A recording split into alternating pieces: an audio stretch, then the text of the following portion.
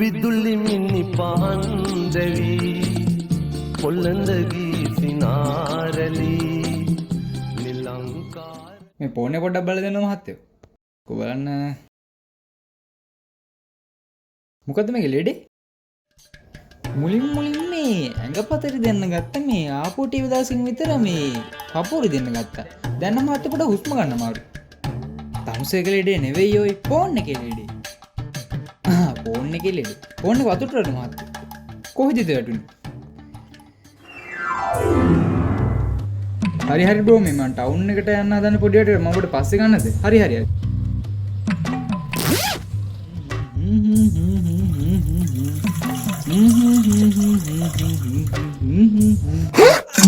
මට හොඩු.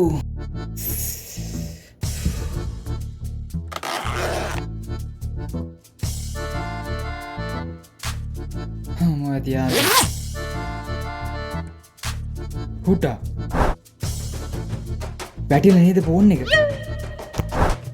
මචං ඉවර නැද්ද මන්තාම ඔබ? ඉවර එමි ෆෝන් එක වන්න ටොයිලට් එකට. ඈ කොබල? වැටිලා නේද?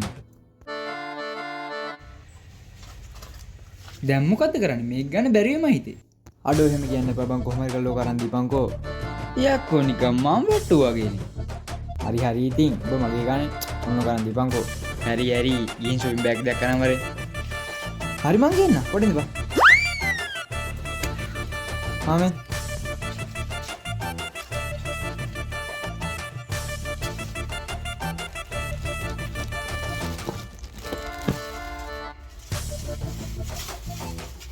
වරේ යන්න. දැන් මේක අපිට හදන්න බෑනේ බං. අපි මේක ගිහලා ෆෝන් ෂොප් එකට දෙමු. හැබැයි පුතේ වැරදිලාවත් මේක ටොයිලට් එකට නෑ කියලා නම් කියන්න එපා. හරිනේ? හා.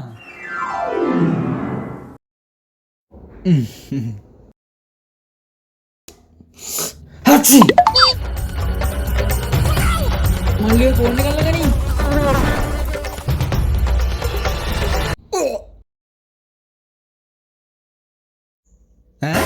නමන්න බඳින්න සුළු කැන්නකි හොඳට හුරු අසනවටම ලැබුණු එකෙක් මං අම්මගේ තාත්තගේ බාලම කොල්ලු මෙල්ල වෙන්න කොල්ල කාඩ බතරි ලෝවෙ නැති වෙන්න සංකර ගති සක්කර වටන් කෙල්ලෝ එකෙම නැති මේ වක්කඩකින් දෙන්නකෝ ආලෙ මං හිටින් හිඳගෙන ගියා යකා පුරානේ පහව ගියානේ මකා මුලදී බැඳ